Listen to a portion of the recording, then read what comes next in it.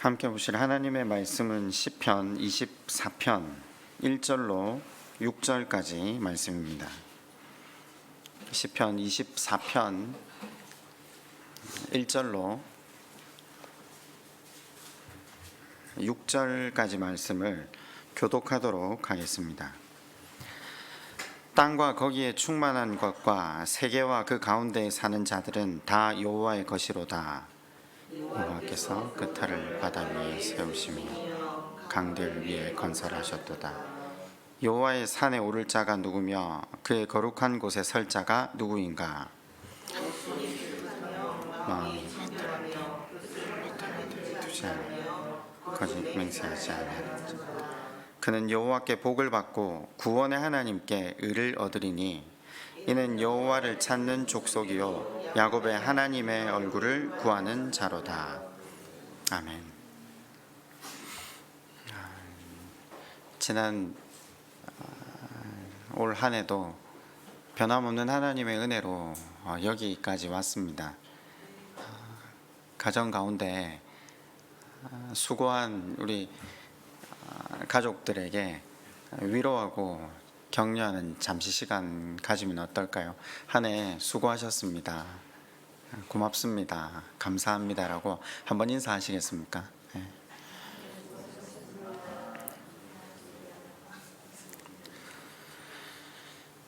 며칠 전 크리스마스 선물로 아이들에게 베이블레이드라는 팽이를 하나씩 사줬습니다.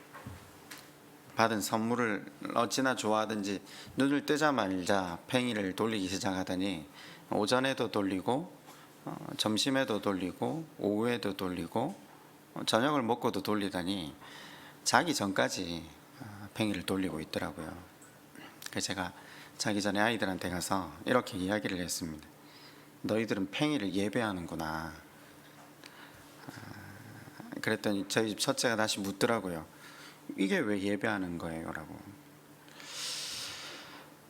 제가 길게 설명은 안 했지만 이렇게 이야기했어요. 예배는 다른 게 예배가 아니야. 삶의 최고의 가치로 삼는 게 예배야. 주일날 교회 가서 드리는 찬양과 경배는 우리의 최고의 가치가 그분이시기 때문에 특별한 날을 정해서 하나님 앞에 나아가 그분을 예배하고 경배하는 것이죠. 깊이 설명은 안 했지만 삶의 최고로 그 가치를 삼는 것이 예배라고 아이에게 이야기했을 때 갸우뚱하면서 저를 쳐다보더라고요. 이어서 설명은 하고 싶었지만 어른들에게도 생소한 이야기를 아이에게 계속 설명하기가 그래서 그래, 마음껏 행복해라. 지금은 마음껏 팽이를 예배해라. 언젠가 하나님이 최고의 가치 되시는 나를 알게 될 거다 하고 그냥 물러났습니다.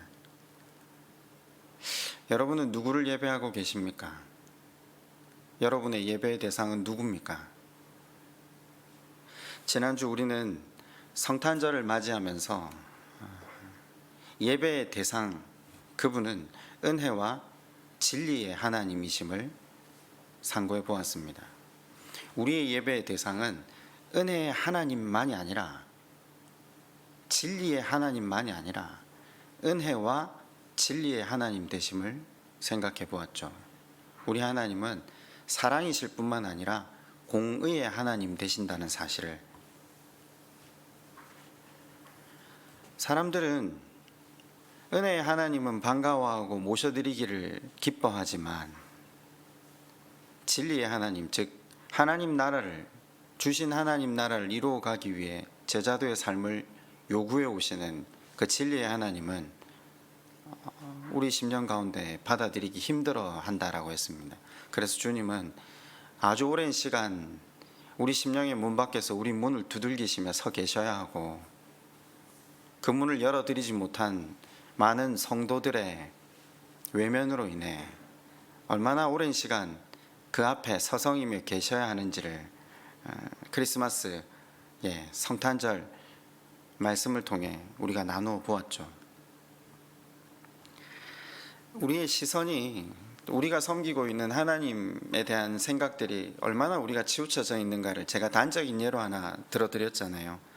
성경을 읽으면서도 그게 하나님 말씀인지 사람의 잘못된 생각인지도 모른 채 인용하며 사는 구절들이 많다라고 했잖아요.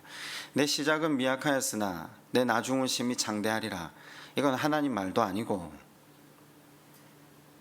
욥 친구 빌닷의 말인데, 빌닷이 하나님을 바르게 이해하지 못하고 신명기적 사관으로 잘못된 이해를 바탕으로 한 이야기가 성경에 기록되어 있음에도 불구하고 은혜의 하나님 혹은 신명기적 사관에 묶여서 하나님을 바라보는 많은 사람들이 그 글을 크게 써붙이고 살아가는 것이 우리의 실존이라고 이야기를 나누기도 했습니다.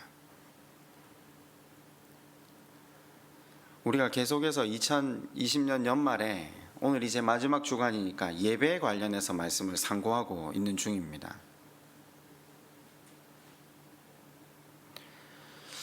이유가 무언지 연말에 설명을 한번 드린 적이 있습니다. 구약에서 하나님께서 백성들이 하나님 앞에 모여 드리는 예배를 피곤하다, 역겹다, 거절하신 적이 있었습니다. 아니, 실은 꽤 긴 시간 거절하셨습니다. 그 거절하신 이유가 무엇인지를 우리가 생각해 보면서 오늘 역사의 유례 없이 전쟁 때도 모였던 이 예배가 이 코로나로 인해서 모이지 못하는 이 상황을 대면하면서 과연 우리가 하나님께서 우리에게 주시고자 하는 메시지가 무엇인지, 또 하나님이 우리에게 바라시는 것이 우리와 바른 관계를 맺는 것이라는 걸 누구보다 우리가 잘 배워서 알진데, 그 관계를 바르게 또 깊이 맺어가는 유일한 수단은 예배거든요. 그럼 하나님께서 모이는 걸 막으시는 듯 하지만 이걸 막으신다고 해서 안 해야 되는 건 아니잖아요.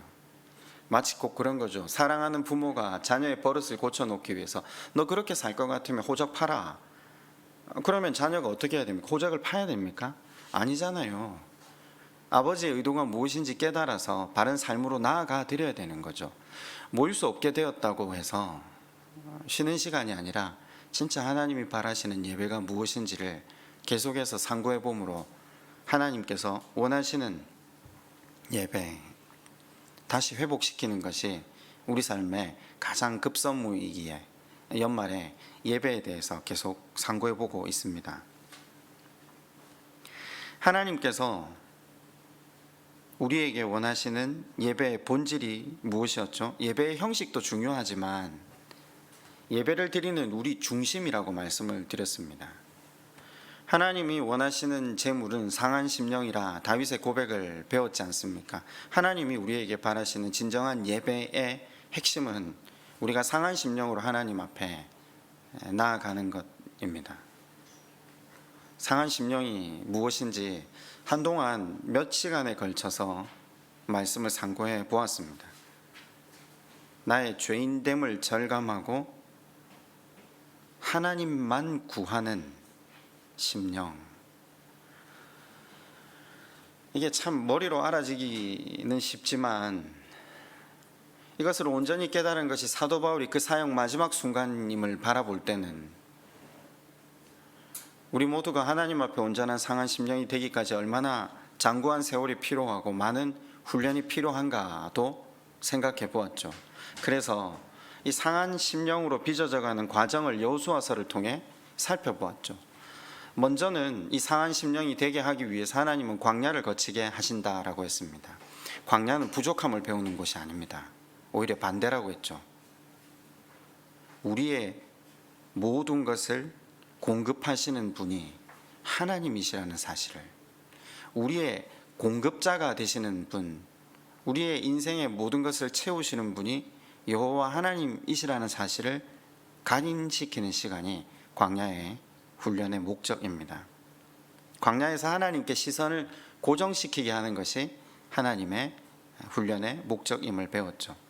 그리고 나서 가나안 땅으로 들어가게 하십니다. 가나안 땅에 들어간다고 해서 모두 가나안의 사람이 되는 것은 아니라고 했습니다.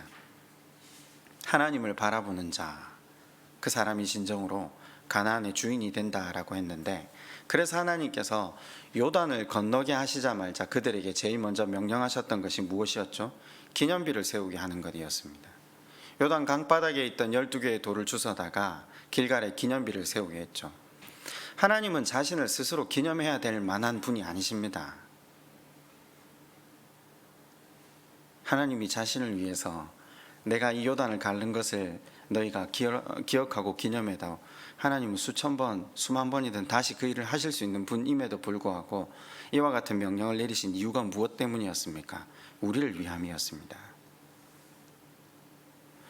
어떤 장애 앞에서건 어떤 문제 앞에서건 그 문제 위에 계신 여호와 하나님을 바라볼 때 문제가 아닐 수 있다는 사실을, 그러나 우리가 자주 장애 앞에 설 때면 하나님께 시선을 고정시키지 못하고 문제의 시선이 함몰됨으로 말미암아 다시 우리의 신앙이 바닥으로 내려가는 것을 자주 경험하지 않습니까?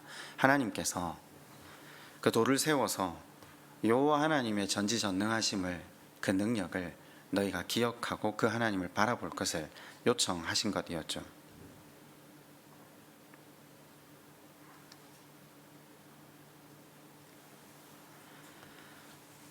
하나님께서 그 다음에 요청하신 훈련의 과정은 할례를 행하게 하신 것이었습니다. 전쟁터의 한가운데 이제 전쟁이 시작되어야 하는 그 순간에 할례를 행하게 하신 이유가 무엇이었습니까? 내 생명이 내 힘에 있지 않고 오직 하나님 손안에 있다는 것을 고백하는 훈련으로 하나님께서 할례를 행하게 하셨습니다. 우리 삶의 예배가, 11조가, 헌금 생활이 바로 그와 같다라고 말씀도 드렸습니다. 곧이어 6월절의 훈련을 통해서 받은 은혜를 흘려보내는 삶을 함께 훈련시키기도 하셨습니다. 그리고 마지막에서야 여호와의 군대 장관 앞에 서게 하셨습니다. 저는 사실 이 마지막 과정을 지난 시간 설명드리긴 했지만 참 이곳까지 서기도 힘들었겠구나. 그런데 여기에 섰을 때 사람들의 반응이 대부분 여호수아와 같은 반응 아닙니까? 여호와는 당연히 우리 편이라고 생각하는 거죠. 내가 여호와의 편이라고 생각하는 사람은 잘 없습니다. 여호와는 우리 편이 아니라 지으신 모든 사람의 하나님 아버지이십니다. 먼저 우리가 그분께 선택을 받아 그분의 자녀가 되었고, 자녀가 된 우리가 지으신 모든 사람이 그 하나님의 은혜와 사랑을 경험할 수 있도록 하나님의 사랑의 통로요 도구가 되어야 하는 것이 하나님이 우리를 향한 뜻이라는 것을 이 군대 장관이 여호수아에게 가르치고 계신 핵심 주제였습니다. 여호수아가 군대 장관에게서 배운 것이 무엇이었죠? 우리 신앙은 내 기준, 내 가치를 쫓는 것이 아니라 하나님의 기준, 하나님을 최고로 가치로 여기는 것이 신앙생활이라는 사실을 배웁니다. 여러분, 이 모든 훈련의 과정을 통과한 사람만 여리고를 돕니다. 그렇죠. 적국의 성을 무너뜨리고 정복하기 위해서 그 성을 입 다물고 돌아라는 명령은 정상적인 사람이라면 못 지킵니다. 적어도 상식이 있고 경험이 있는 사람들이 그 입 다물고 성벽을 돌아라. 그것도 여호수아는 며칠을 돌아야 하는지조차 가르쳐주지 않았습니다. 돌아라. 이스라엘 백성들은 그 하나님의 말씀을 온전히 순종할 수 있었습니다. 이유가 뭐라고요? 이 앞에 모든 과정을 거쳤기 때문입니다. 우리는 가끔 말씀을 들을 때 돌면 되는구나, 돌면 승리를 얻구나, 여호와 하나님을 온전히 의지하면 그분이 주시는 이 복을 누릴 수 있구나 깨닫잖아요. 그러나 그 자리까지 서는데 이 과정이 있다는 것을 깨달아야 합니다.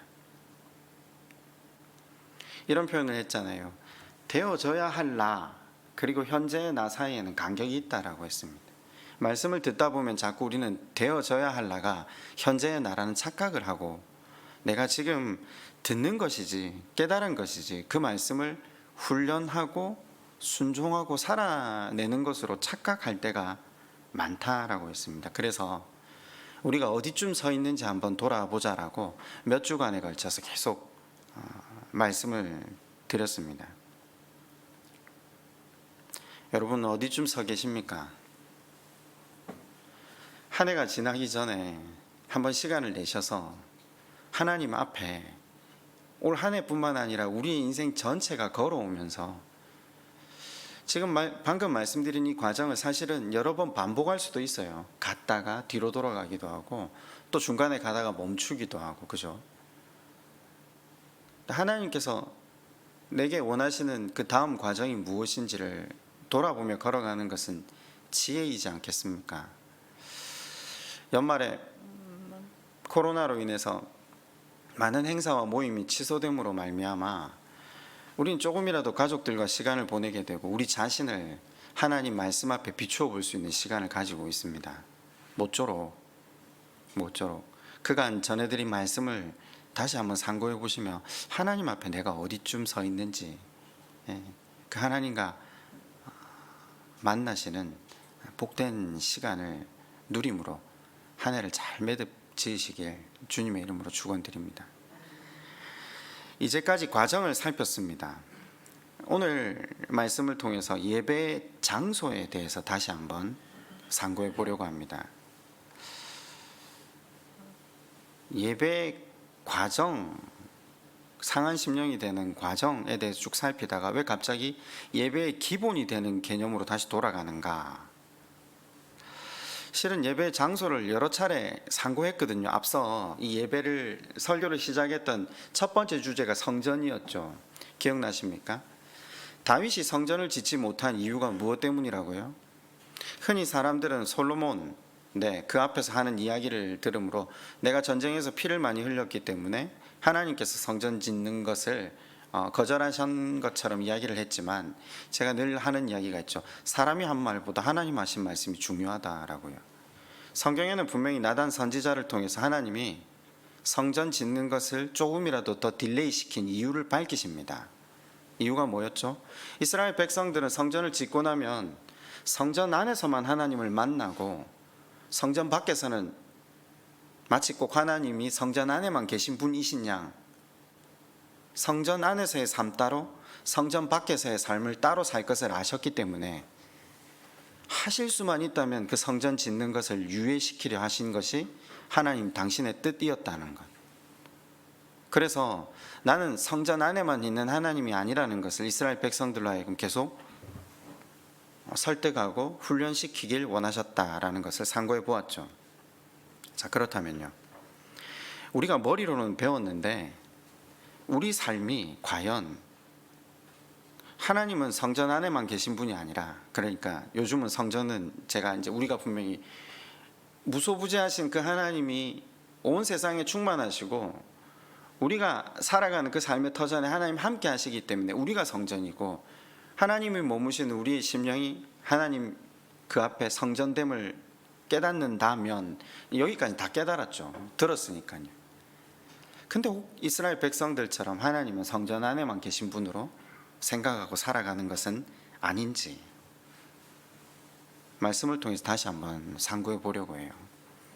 그러니까 그런 거죠. 되어져야 할 나는 이미 들어서 알겠는데 우리가 서 있는 곳은 혹시 현재의 나는 어디쯤인지. 여러분 그렇잖아요. 성전 안에만 계시는 하나님이 되면 어떤 문제가 생기는지 아십니까? 성전에서 만나는 하나님과의 조우는 특별한 만남이 되고 성전 밖에서의 하나님과의 만남은 특별하지 않은 만남이 됩니다. 이게 별것 아닌 것처럼 들리실지 모르겠지만 이런 거죠. 성전 안에서 하나님을 만나는 이유는요, 그 자체가 목적이 아니라 실은 일상 전체를 살아가기 위한 준비요 교두보거든요. 그렇잖아요. 주일 하나님과의 특별한 만남은 실은 일상으로 이어지기 위한 교두보라는 거죠. 반대로 그러면 일상에서 그렇게 하나님과 매일 만났던 만남이 성전에서의 하나님과의 만남으로 절정을 이루기를 원하시는 하나님. 제가 표현을 이렇게 했거든요. 우리가 왜 고등학교 대학교 시절에 교회 다닐 때 그렇게 교회에서 배우지 않았습니까? 너희 하루에 밥 3끼 먹지. 그럼 너희 영은 뭘 먹고 사니? 너희 영도 하나님 앞에 영의 양식을 먹어야 해. 그러니까 너희도 반드시 하루에 성경을 읽고 큐티도 하고 기도도 해야 돼. 그래서 학교만 가면 그죠. 큐티책을 펼치기도 하고 성경을 하루에 몇 장씩 읽고 기도를 시간을 정해서 했더랬어요. 영이 죽지 않게 하기 위해. 매일 영의 양식을 먹는 건 우리가 우리의 영을 위해서 해야 하는 일임에도 불구하고 이걸 잊었다. 이게 언젠가부터 우리의 삶과 무관해지고 주일날 교회에 와서 한번 예배 드리는 것으로 영의 양식을 대체하고 있다. 그럼 제가 뭐가 문제라고 했죠? 지난 시간에 이런 표현을 했는데 체한다고 했습니다. 한 조각 안 먹다가 그죠? 집에서 김치하고 밥하고 먹어야 되잖아요. 근데 안 먹다가 교회에 와서 특식을 먹는다. 체하든가 아니면 더 큰 문제는 잘하지 않는다라고 했습니다. 우리가 긴 세월 신앙생활을 하면서 왜 남들은 하나님 앞에 말씀을 이해하고 순종하고 하나님께 시선을 맞추며 자라가는데 왜 내가 자라가지 않는가? 굉장히 단순한 곳에서 이유를 찾아야 됩니다.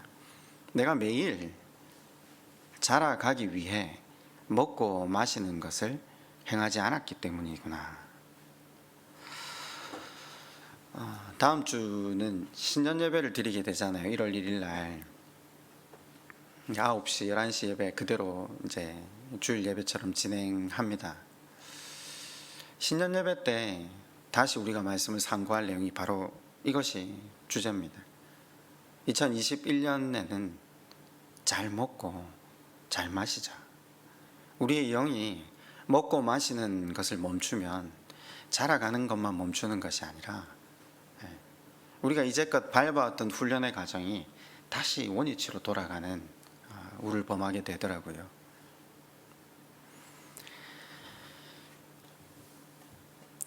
구약 시절 그리고 예수 그리스도가 오셔서 사역하신 신약 시절 내내 이스라엘 백성들은요, 성전 안에서만 하나님을 만나고요, 하나님을 거기에다가만 두고 일상에서는 하나님과 따로 살았습니다. 여러분은 어떠세요? 예수님이 오셔서 말씀을 전하시는데도 여전히 그와 같은 이원론적 삶에서 벗어나지 못하고 있는 사람들이 허다했기 때문에 예수님께서는 그들의 생각을 먼저 바로 잡으시기 위해 무던하게 애를 쓰시고 계셨습니다. 그래서 성전 청결 사건도 그것 때문에 2번이나 벌리신 이유고요. 그리고 여러분 잘 아시는 요한복음 4장의 사마리아 여인과의 대화도 그것 때문입니다. 기억나십니까? 성경을 조금이라도 읽어보신 분이라면 요한복음 4장에 나온 사마리아 여인과의 대화가 기억나시죠? 낮 12시에 아무도 우물물을 떨어 나오지 않는 시간에 한 여인이 우물물을 떠러 나오시죠. 예수님은 또 그 시간에 거쳐가지 않아도 될 사마리아를 일부러 지나가심으로 그 여인 사마리아인에게 구원이 이룰 수 있도록, 하나님 나라가 이룰 수 있도록 일을 하시고 계신 상황인데, 그때 만났던 여인이 뭐라고 예수님께 이야기를 하죠? 한번 찾아가 보실래요? 요한복음 4장입니다.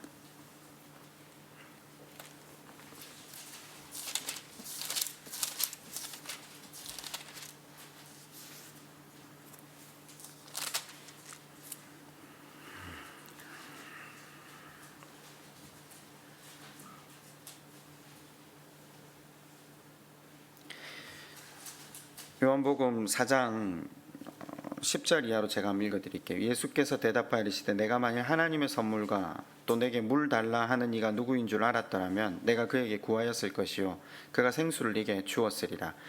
여자가 이르되 주여 물기를 그릇도 없고 우물은 깊은데 어디서 당신이 그 생수를 얻겠사옵나이까.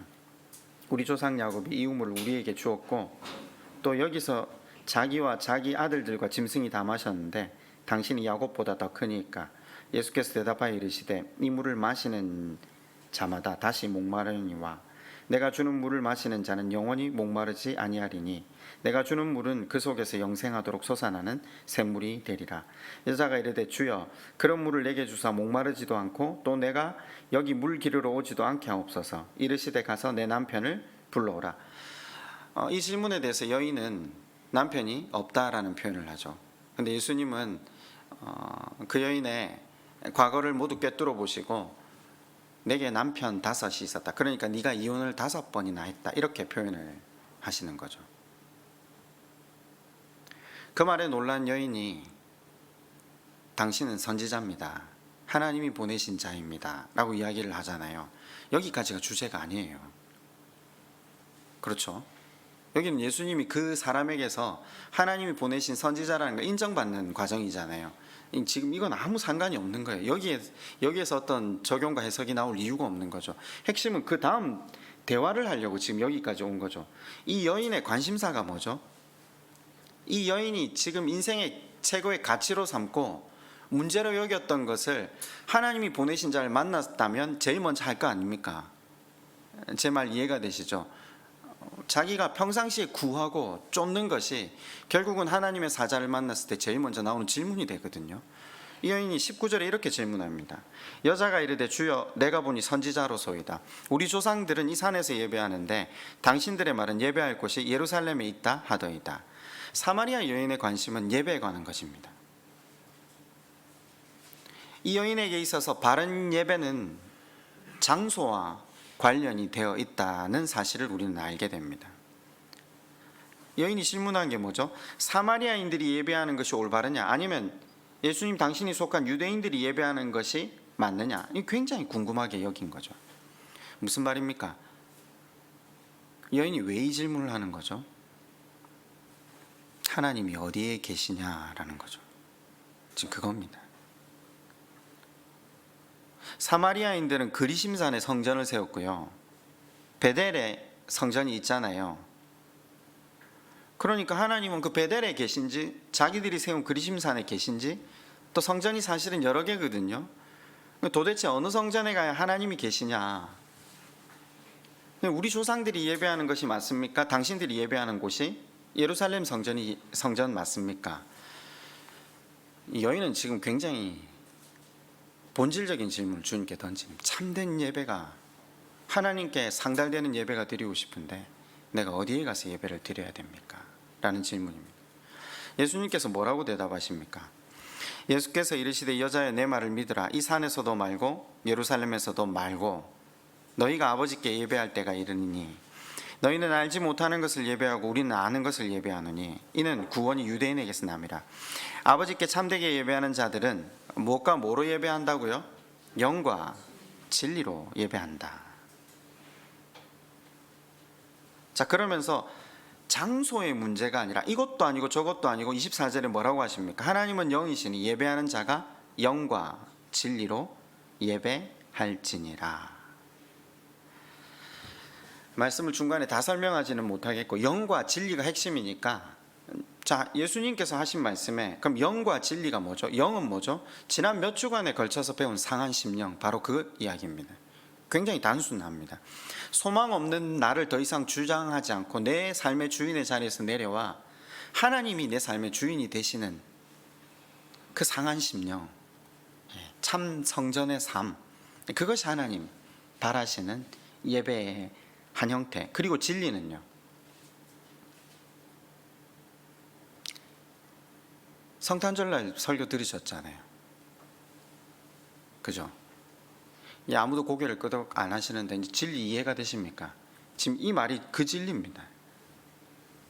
내가 주인이 아니고 하나님 주인 되심으로 내가 하나님을 모시고 살고 있기 때문에 내 기준이 아니라 하나님 말씀이 기준이 되는, 제자도가 내 삶의 모토가 되는, 그 은혜와 진리할 때 그 진리의 그 개념이 단지 거짓이 아닌 진실된 예배 이런 수준이 아닙니다. 옛날에는 이것을 이제 개혁 성경에는 다른 말로도 사용했었잖아요. 신령과 진정 기억나십니까? 옛날 개혁 성경에는 그렇게 돼 있잖아요. 아니 원문에 보면 그렇게 돼 있지 않아요. 번역을 정확하게 이제 개혁 개정이 하면서 이 부분은 똑바로 잘 번역한 것 같아요. 영과 진리로. 하나님 백성답게 살아가는, 그러니까 그 진리의 말씀을 중심으로 순종하는 삶, 그것이 하나님 기뻐 받으시는 예배가 된다. 그러면 이 두 가지 모두는요, 성전 안에서만 국한되는 것이 아니거든요. 그잖아요. 사마리아 여인에게 예수님께서 가르쳐 주시고자 하는 게 뭐죠? 예배의 장소는 성전 안에 국한되는 것이 아니다. 삶의 모든 터전이 예배 장소이다. 지금 이걸 이야기하시는 겁니다. 굉장히 구약에 배워왔던 모든 말씀이 총망라되어야 지금 이 예수님께서 그냥 던지시는 이 한 문장을 이해가 됩니다. 앞에서 하나씩 차근차근 밟아온 이유가 있습니다. 설명을 드리지 못하면 이게 이해가 잘 안 되거든요. 자꾸 추상적으로 생각을 하거든요. 물론 이런 생각도 또 들어요. 이렇게 은혜를 설명하면 가끔 이렇게 질문을 하세요. 은혜와 사랑에 대해서 설교를 한동안 또 했잖아요. 그러면 목사님, 그럼 너무 우리가 자유로 가는 거 아닙니까? 방종으로 가는 거 아닙니까? 이렇게 질문하시고, 또 진리에 대해서 설명을 강해 설교를 하게 되면, 구약을 강해 설교하면 대부분 진리에 대해서 강해를 할 수밖에 없잖아요. 그러면 하나님 너무 빡빡하세요 이야기를 하거든요. 그 양면을 다 보시면서 가는 겁니다. 그런데 하나님 세우신 기준이 있다라고 했을 때, 사실 에덴 동산을 예를 들어서 그런 설명을 드렸잖아요. 기준은 선악과를 따먹지 말라. 선악과를 통해 내가 하나님이고 너희는 피조물이다라는 걸 알게 하신 것이 큰 것이 아니라, 동산에 있는 모든 나무, 수만 그루의 나무는 다 한껏 먹으라가 더 큰 거잖아요. 은혜와 사랑이 훨씬 크다고요. 은혜와 사랑이 모든 것을 감싸고 있고, 그 안에 우리의 삶의 질서를 위해, 바른 삶을 살아가기 위해 하나님이 기준을 세워두신 것이라는 걸 기억합시다. 그러면 예배의 장소가 삶의 전 영역이라고 해서 예배당 필요 없구나, 이제 그렇게 접근하실 분은 없으시겠죠. 예배당에서 드리는 예배는 반드시 필요하죠. 무엇 때문이라고요? 특식을 먹어야죠. 그래야 영이 자라고 성숙해 되죠. 매일 말씀 묵상하고 기도하지만 우리 가끔 그러잖아요. 큐티하면서 엉뚱하게 말씀을 묵상하고, 내 시작은 미약하였으나 내 나중은 장대하리라. 예배를 통해서 그건 하나님 말씀이 아니라 사람 말이다. 그건 그렇게 적용하는 게 아니다. 일상에서 밥과 김치를 먹듯 기도하고 말씀 보는 영의 양식을 거르지 않는 삶을 잘 살다가 줄 예배당에 나와서 특별식을 먹는 것, 그것을 우리에게 하나님께서 성전을 허락하신 또 다른 하나의 이유라는 사실을 대면하게 되는 거죠.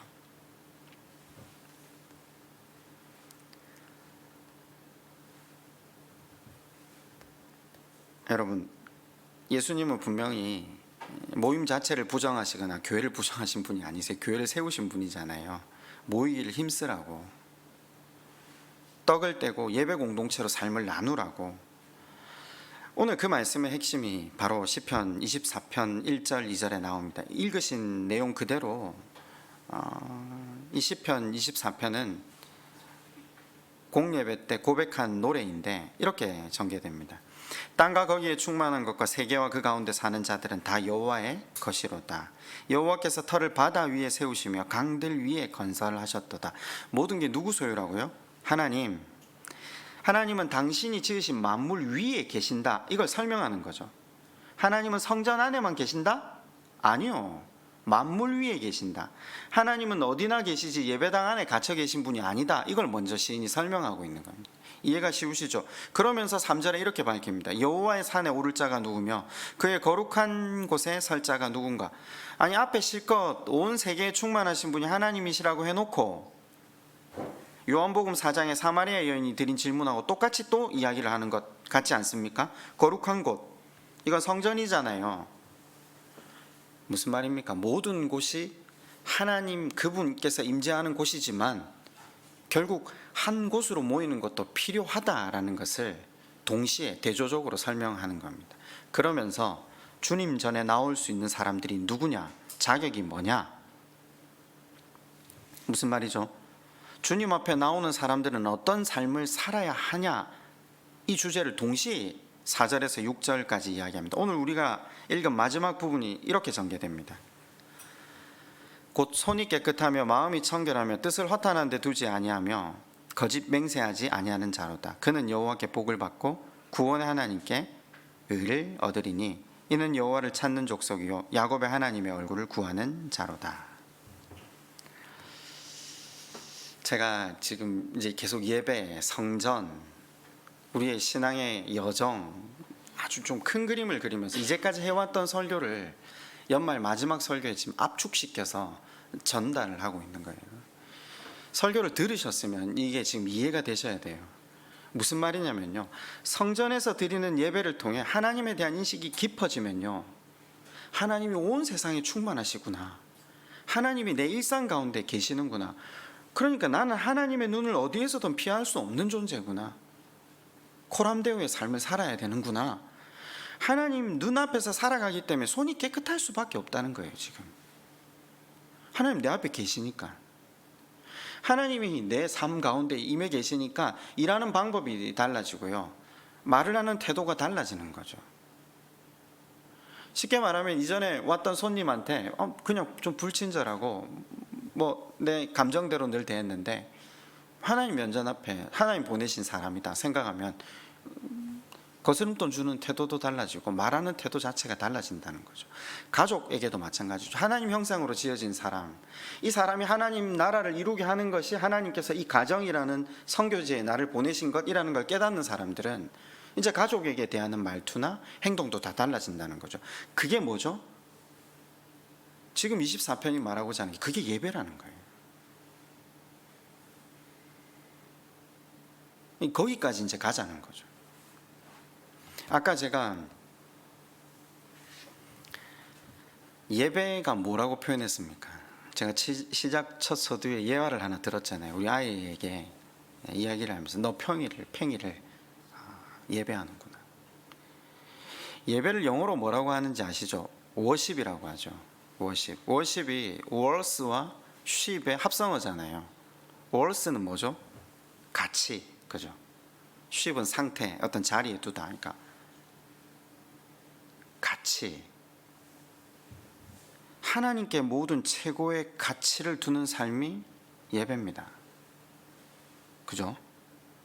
근데 인간은 늘 세속적인 것에 가치를 두고 살거든요. 죄성을 가진 우리가 물질의 가치를 두고 살기도 하고, 학력이나 명예, 그걸 얻기 위한 하나님을 수단 삼는 것이 우상숭배라고 했잖아요. 인간은 모두 예배자예요. 인간은 지어지기를 누군가를 예배하지 않고는 살 수 없는 존재로 지어져 있어요. 돈을 예배해서 돈의 노예로 살아가든, 명예를 예배해서 명예의 노예로 살아가든, 인생의 자신의 목적이 그것이면 우리 인생이 거기에 함몰되기 일쑤잖아요. 예배라는 것이 무엇인가의 최고의 가치를 두고 사는 삶, 만약에 우리 삶 가운데 하나님이 최고의 가치가 아니라면 우린 다른 어떤 것에 가치를 두고 살아갑니다. 사람이든 물질이든 명예든. 말씀을 맺겠습니다. 여러분, 최고의 가치가 누굽니까?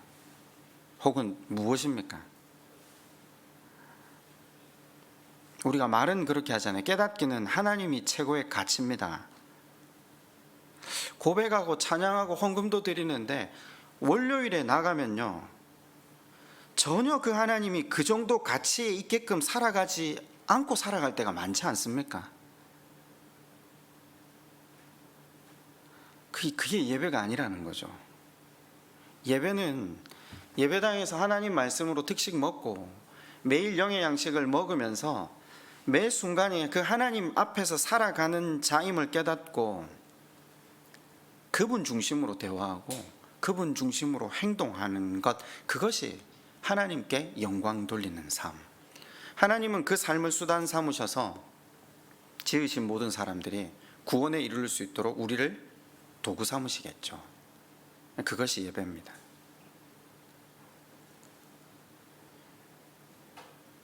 한 해 일상이 예배되는 삶을 알기는 했지만 나아가지 못했다면, 또 새롭게 맞이할 2021년은 매일 우리에게 주어진 그 시간 기도와 말씀, 영의 양식을 먹는 것을 게을리하지 않으므로 그 하나님과 동행하는 삶을 날마다 살아내므로 우리의 삶 전체가 하나님께 받으실 만한 예배로 나아가시는 저와 여러분 되시기를 주님의 이름으로 축원드립니다.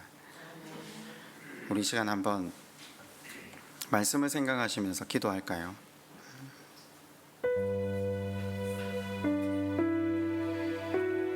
예배드리는 이곳 안에서 드리는 예배만이 예배가 아니라 우리의 예배는 이 예배당을 나서는 순간 새롭게 시작된다는 것을, 일상에서 하나님을 만나고 대화하며 그분을 최고의 가치로 두는 삶을